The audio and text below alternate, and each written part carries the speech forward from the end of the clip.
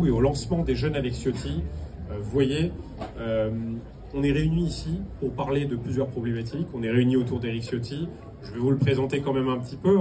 Éric Ciotti, député de la circonscription, conseiller départemental, président du parti UDR, élu depuis un moment à l'Assemblée nationale, qui porte beaucoup de nos revendications à Paris, mais qui est beaucoup présent à Nice et qui écoute les valeurs et pour porter cette belle espérance pour Nice et pour la France. Merci à Hakim et à Cédric Siraza, qui est le délégué départemental de l'UDR. Voilà, ce soir, c'est un rendez-vous de l'espérance qui nous réunit. C'est un rendez-vous de l'espérance dans un moment d'interrogation, de doute et d'inquiétude pour le monde, pour notre pays, pour notre ville. Et pour moi, est-ce que vous allez trouver une place dans la société? Est-ce que vous allez trouver la formation universitaire ou professionnelle que vous attendez, que vous espérez, que vous rêvez peut-être? Est-ce qu'on vous donnera votre chance? Est-ce que vous surmonterez les difficultés du quotidien? Parce que être étudiant, s'engager dans la vie aujourd'hui, c'est pas facile. Il y a les questions de logement pour les jeunes, pour les étudiants, pour les jeunes actifs, où vous êtes souvent contraints de vous loger dans des conditions précaires ou d'aller... Lorsque aujourd'hui on a cette situation qui porte atteinte à la liberté, eh bien c'est un moment extrêmement difficile. Lorsque le chômage chez les jeunes est le plus élevé d'Europe, et je le dirai dimanche, parce que elle nous interroge sur l'état de notre démocratie. Et je le dis, la démocratie française se porte mal. Ce n'est pas d'aujourd'hui, mais ça se dégrade et ça s'aggrave. Et je sais pour vous que là aussi, c'est une source puissante d'inquiétude. Parce qu'on ne peut pas accepter, qu'il y ait cette injustice qui s'installe.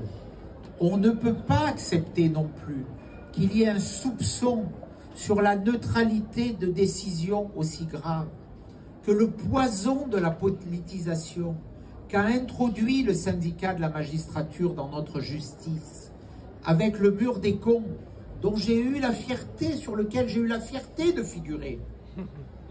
Il y a eu beaucoup de politiques qui étaient sur ce mur des cons, sur lesquels des juges jouaient aux fléchettes, sans que jamais la moindre sanction ait été prononcée.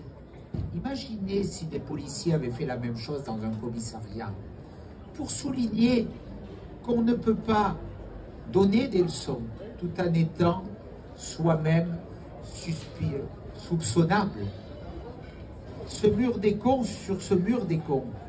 Et c'est peut-être ça qui a nourri cette défiance entre la justice et nos concitoyens.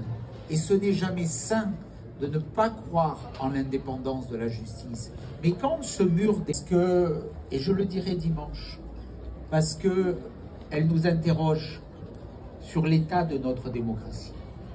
Et je le dis, la démocratie française se porte mal.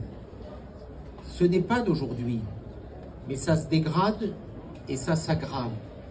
Et je sais pour vous que là aussi, c'est une source puissante d'inquiétude.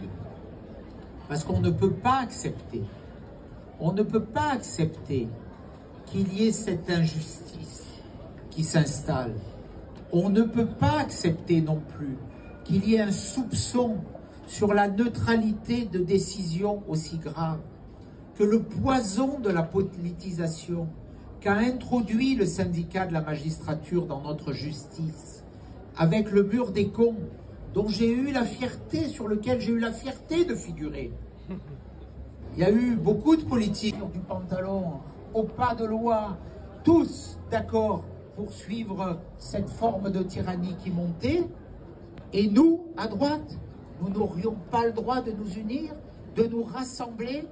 Eh bien, ce n'est pas ce choix que j'ai suivi, parce que ce n'était pas celui-là que me demandaient ceux qui m'ont toujours fait confiance ici, Mon combat, il a commencé à quelques mètres d'ici, rue Cassini, où j'avais ma permanence en 2006, en 2007, où nous avons gagné les élections législatives.